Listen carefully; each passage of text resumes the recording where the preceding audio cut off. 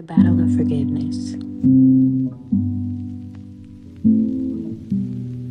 The hardest thing to give someone is not love, it's not hate, but the hardest thing to give someone is forgiveness, including yourself. See, I've been hurt a lot, like most people. Disappointed, humiliated, harassed, degraded, mocked. My entire life I've been hurt, and I've harbored that inside of me to the point mostly every single decision that I made was based off my hurt. I began to want things more so to prove people wrong, more than I wanted them for myself, more than I wanted them for the little girl who truly and deeply believed she could be anything. And as I got older, the one thing I truly and deeply wanted to be was free. To be something I've never encountered or been in the presence of. Someone truly at peace. I used to think that it was impossible to attain true peace in a world where people constantly projected their own inner chaos. How could peace exist with such destruction? See, healing journeys are many things, but one thing they are is violent, because you must acknowledge how broken you are, and then you must break yourself again, and then again and again, and what you're breaking is the voices that are not yours, that found a home in your head, that you too often listen to, that may have morphed your entire reality that you currently stand in. You're breaking down traumatic experiences to find what they did to you so you can undo them.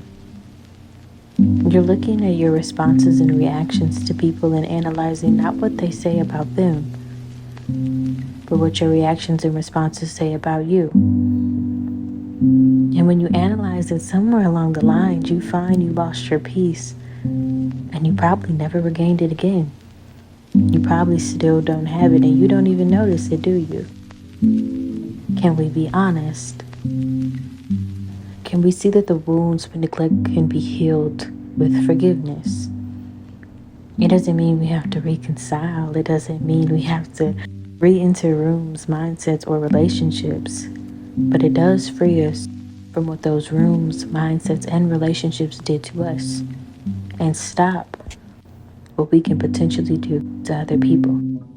It does allow us to begin to speak, to live in the energy of that little girl or that little boy who once believed, truly and deeply believed, that they could be anything.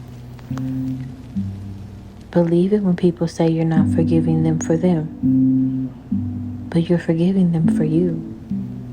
Not forgiving is too big of a price to pay in exchange for who you were intended to be. The hardest thing to give is forgiveness.